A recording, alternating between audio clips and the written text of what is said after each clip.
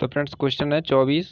7,000 रुपये को ABC में इस प्रकार बांटा गया कि A के हिस्से का 2/3, B के हिस्से के 3/4 और C के हिस्से के 1/3 के बराबर है। सभी भाग आपस में बराबर हैं। ठीक है, तो सबसे पहले हम क्या करेंगे, यानी A का की जगह पर दोस्तों गुणा लगाते हैं। तो A का यानी A इंटू 2/3 और B इंटू 3/4 और C का भाग कितना है, तो 1/3। और जहाँ पर सभी भाग बराबर हैं तो दोस्तों सभी भागों को हमने बराबर कर लिया और K के बराबर रख दिया। इसका मतलब है कि सभी संख्याएं हैं वो क्या है, K के बराबर हैं।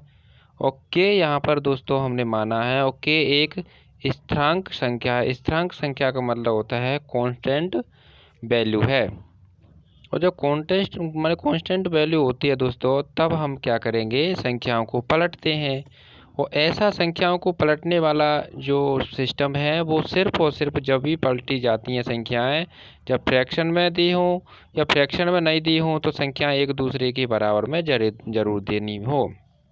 तो K लेने पर सभी संख्याओं को K के बराबर लेने पर संख्याओं को हम क्या करते हैं, पलटते हैं। ठीक है, संख्याओं को पलटते हैं क्योंकि संख्याएं आपस में बराबर हैं।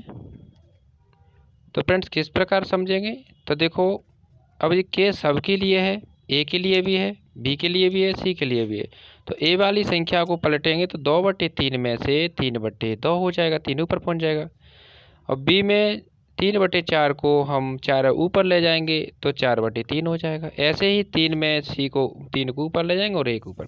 अब इन संख्याओं का क्या करते हैं दोस्तों, अब हमने इनको रेशियो में चेंज कर लिया और रेशियो में चेंज करते ही हमारे का एलसीएम निकालते हैं। तो हर हमारा 2, 3 और 1 है, इनका एलसीएम 6 हो गया। 2, 3, 1 का एलसीएम 6। अब इस सब एलसीएम का सभी संख्याओं के साथ गुणा कर देंगे सॉरी।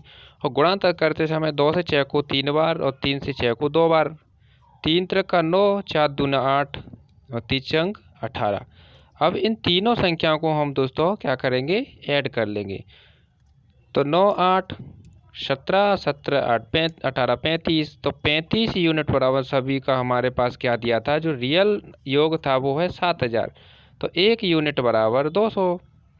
तो उसमें बताया है कि A का मान ज्ञात करें। तो A बराबर दोस्तों क्या है, 9 है और 1 यूनिट बराबर 200, तो 9 यूनिट बराबर 1800। तो फ्रेंड्स करेक्ट आंसर A का हमारा 1800 है। यदि वीडियो पसंद आए तो वीडियो को लाइक ज़रूर कर देना।